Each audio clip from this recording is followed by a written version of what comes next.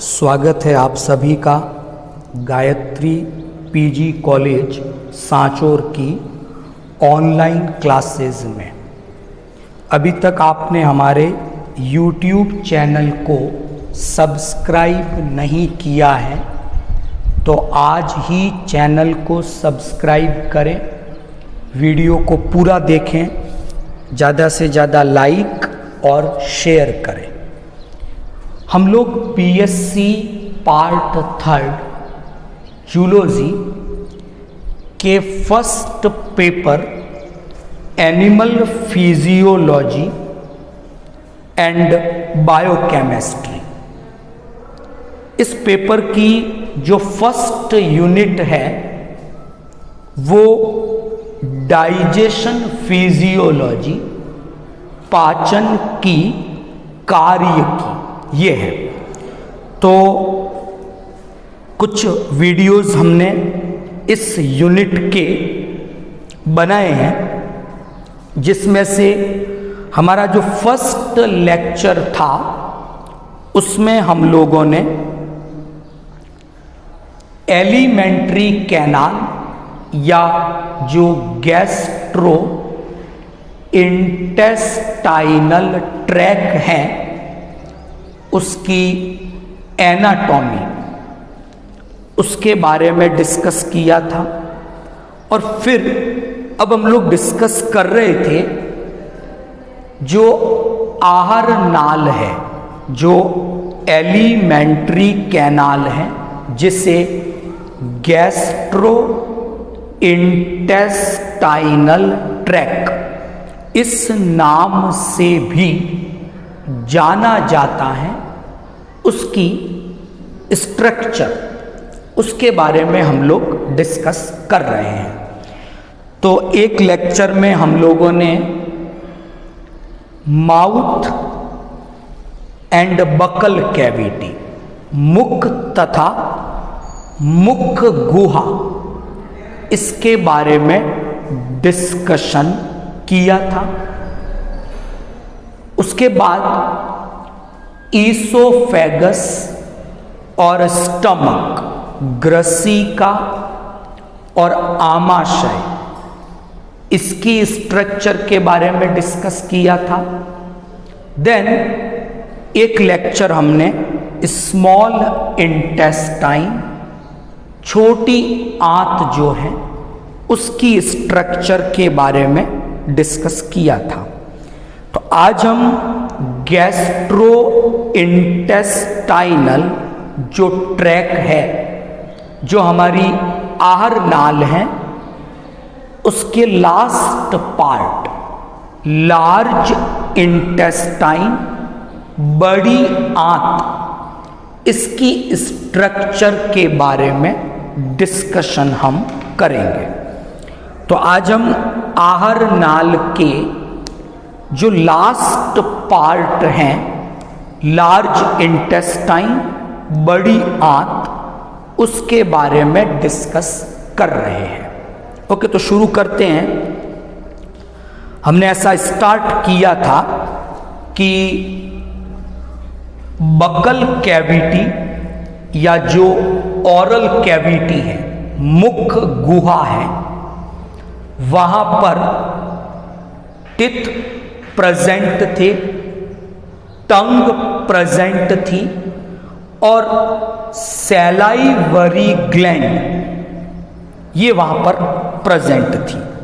तो हमने वहां ऐसा डिस्कस किया था कि ओरल कैविटी या जो बकल कैविटी है, वहां एक तो मैकेनिकल डाइजेशन, भोजन का यांत्रिक पाचन हुआ, उसमें टंग ने, टिथ ने और सलाइवा ने हेल्प की। दूसरा हमने डिस्कस किया कि ओरल कैविटी या जो बकल कैविटी है, वहां पर केमिकल डाइजेशन ये भी होता है, क्योंकि सलाइवा में एक एंजाइम टाइलिन या जिसे सैलाइवरी एमाइलेज इस नाम से जाना जाता है वो प्रेजेंट होता है।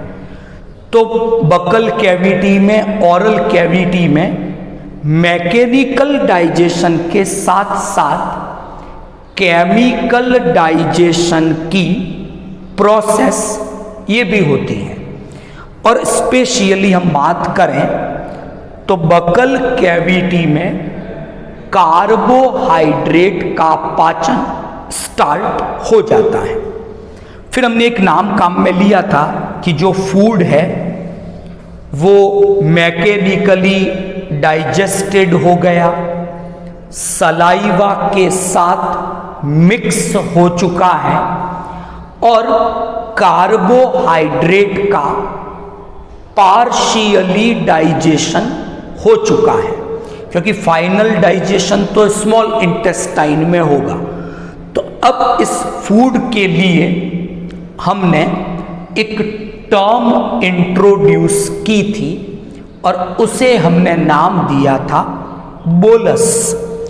अब ये बोलस ओरल कैविटी से ईसोफेगस से होते हुए स्टमक में एंटर करता है।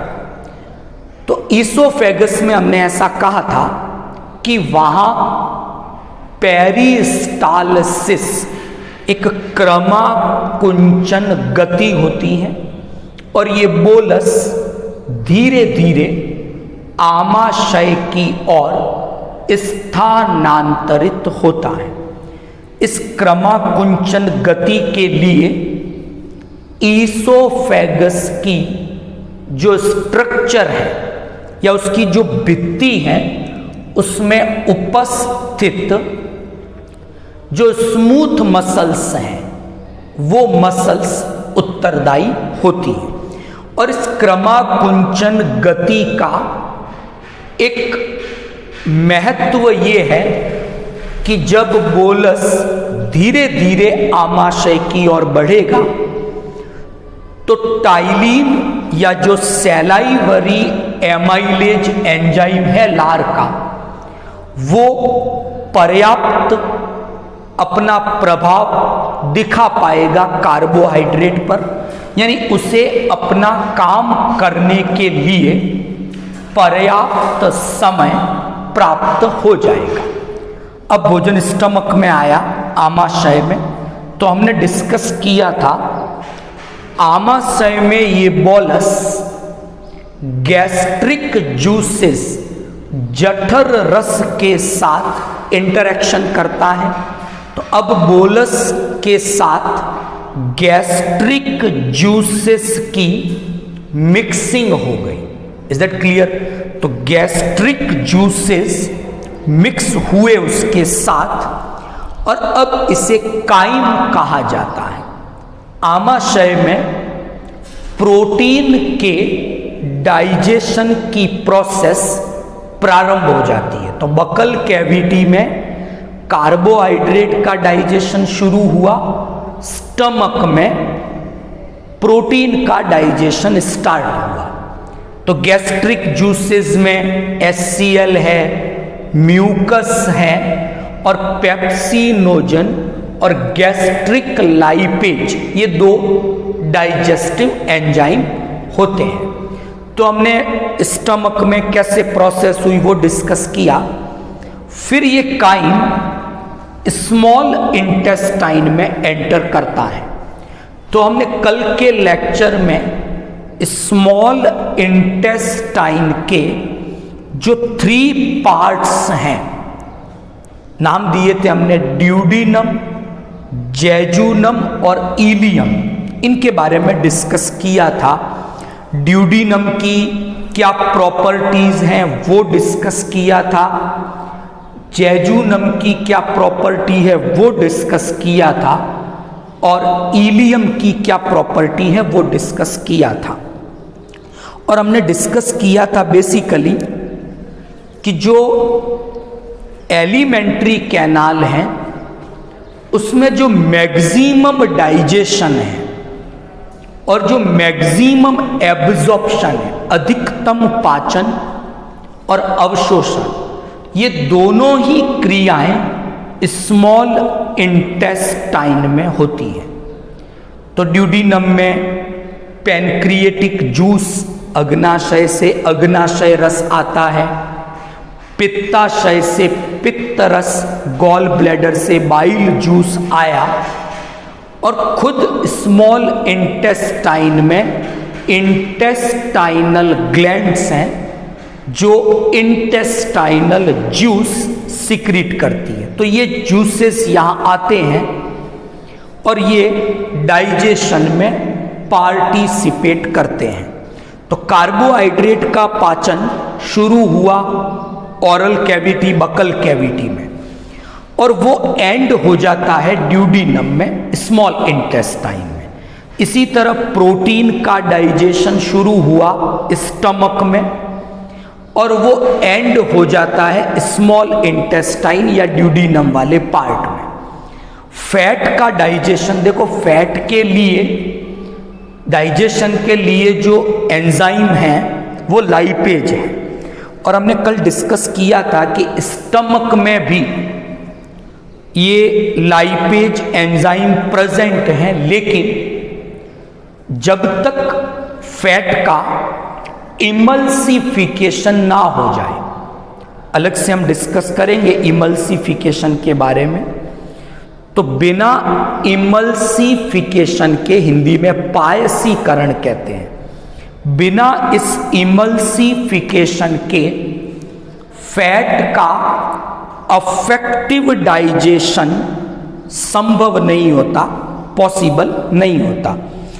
और जो बाइल जूस के बाइल सॉल्ट है, पित्त रस के अंदर पित्त लवण होते हैं, ये पित्त लवण इमल्सिफिकेशन की क्रिया में सम्मिलित होते हैं, पायसीकरण करते हैं, और ये बाइल जूसेस एंटर करते हैं स्मॉल इंटेस्टाइन में, छोटी आंत में। तो जब तक बाइल जूस फूड के साथ मिक्स नहीं होगा तब तक फैट का इमल्सिफिकेशन नहीं होगा और फैट का अफेक्टिव डाइजेशन हो नहीं पाएगा। तो स्टमक में तो बाइल जूस आया नहीं, इसलिए वहां एंजाइम होते हुए भी फैट का डाइजेशन नहीं हो पाया। तो फैट का जो डाइजेशन है वो शुरू हुआ स्मॉल इंटेस्टाइन में और यहीं पर खत्म हो गया। इसी प्रकार न्यूक्लिक एसिड, इनके लिए भी एंजाइम पैनक्रिएटिक जूस में प्रेजेंट थे, इंटेस्टाइनल जूस में प्रेजेंट थे, वो भी ड्यूडिनम में आया। तो हम ऐसा कहें कि स्मॉल इंटेस्टाइन तक लगभग डाइजेशन कंप्लीट हो चुका है। नंबर 2, जो इलियम है, हमने डिस्कस किया था, खूब सारे विलाई, खूब सारे माइक्रोविलाई वहां पर है। तो वो ब्रश बॉर्डर बनाते हैं और इनकी जो म्यूकोसा है इलियम की, वहां आपको ब्लड कैपिलरीज, लैक्टियल्स दोनों दिखाई देती है। मतलब जो पचित भोजन का अवशोषण है वो भी मैक्सिमम स्मॉल इंटेस्टाइन में और पर्टिकुलर इलियम में हो जाता है। कुछ अवशोषण स्टमक में भी हमने डिस्कस किया था, वाटर का, अल्कोहल का और ड्रग का। अब जो फूड आगे ट्रांसफर हुआ और अब वो लार्ज इंटेस्टाइन में पहुंचा, तो अब कोई बड़ा काम रहा नहीं है, अधिकांश पाचन हो चुका है, अवशोषण की क्रिया हो चुकी है। तो जो फूड अब लार्ज इंटेस्टाइन में एंटर करेगा, तो लार्ज इंटेस्टाइन में अब क्या क्या पॉसिबिलिटीज बचती हैं वो डिस्कस करेंगे। तो लार्ज इंटेस्टाइन के 3 पार्ट हैं, सीकम, कोलोन और रेक्टम। अब लार्ज इंटेस्टाइन लार्ज क्यों है, जबकि हमने कल डिस्कस किया था आहार नाल का जो सबसे लंबा भाग है वो स्मॉल इंटेस्टाइन है। लेकिन अगर हम स्मॉल इंटेस्टाइन और लार्ज इंटेस्टाइन, इन दोनों की डायमीटर, इनके व्यास को देखें तो स्मॉल इंटेस्टाइन का डायमीटर कम है, लार्ज इंटेस्टाइन का डायमीटर ज़्यादा है। तो डायमीटर ज़्यादा है इसलिए इसे लार्ज इंटेस्टाइन नाम दिया गया है, जबकि लंबाई में कंपेरेटिव स्टडी करें हम तो स्मॉल इंटेस्टाइन ज़्यादा लंबी है लार्ज इंटेस्टाइन की तुलना में। तो 3 भाग हैं इसका। जो फर्स्ट पार्ट है वो सीकम, सेकंड पार्ट है कॉलॉन और थर्ड पार्ट है रेक्टम। तो कल हमने डिस्कस किया था इलियो कॉलिक स्फिंक्टर के बारे में, यानी इलियम कॉलॉन में जाकर खुली तो इलियम और कॉलॉन इनकी बाउंड्री पर, जंक्शन पर इलियोकॉलिक स्फिंक्टर प्रेजेंट है।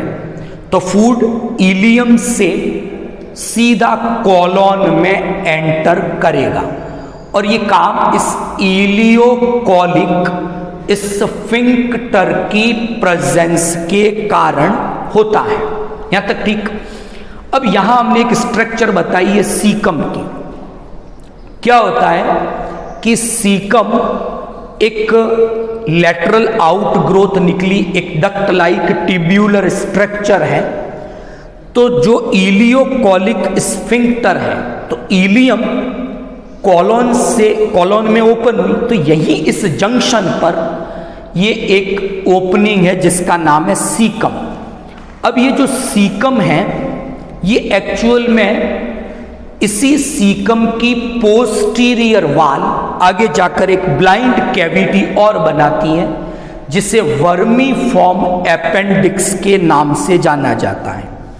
अब इस सीकम का काम एक्चुअल में सेल्यूलोज के सिम्बायोटिक डाइजेशन में होता है। सेल्यूलोज का डाइजेशन, क्योंकि हमारी पूरी एलिमेंट्री कैनाल में जहां जहां डाइजेस्टिव एंजाइम आए, डाइजेशन हुआ, उसमें सेल्यूलोज के लिए किसी भी प्रकार का कोई एंजाइम नहीं था।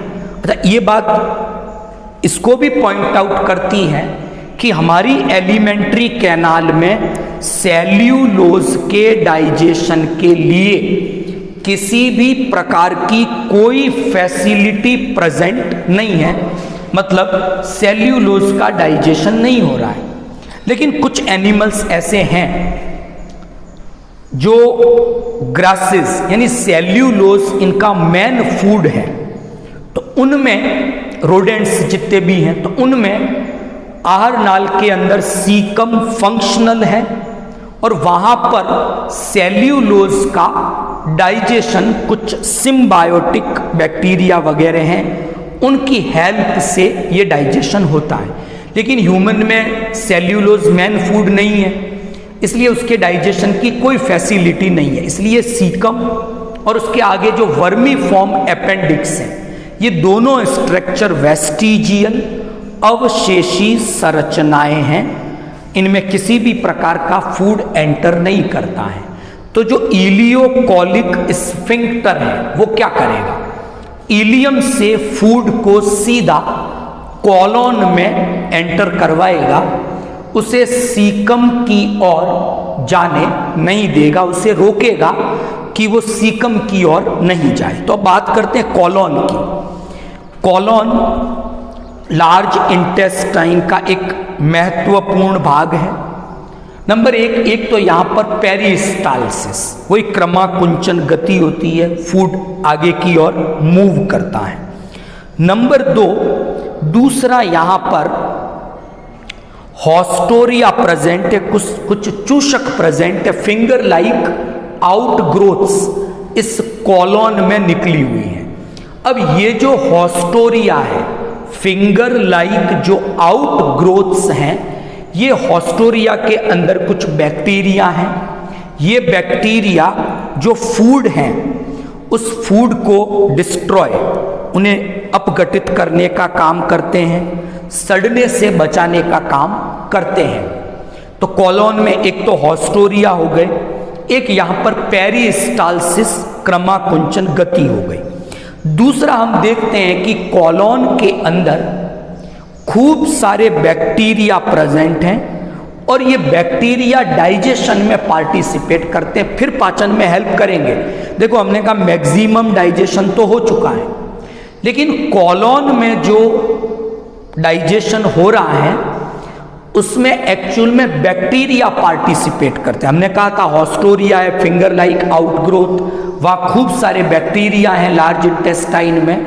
तो कॉलोन के इन हॉस्टोरिया के जो ये बैक्टीरिया हैं ये डाइजेशन में पार्टिसिपेट करते हैं और पर्टिकुलर कुछ प्रोटीन्स हैं ये इनको एमिनो एसिड्स में कन्वर्ट कर देते हैं।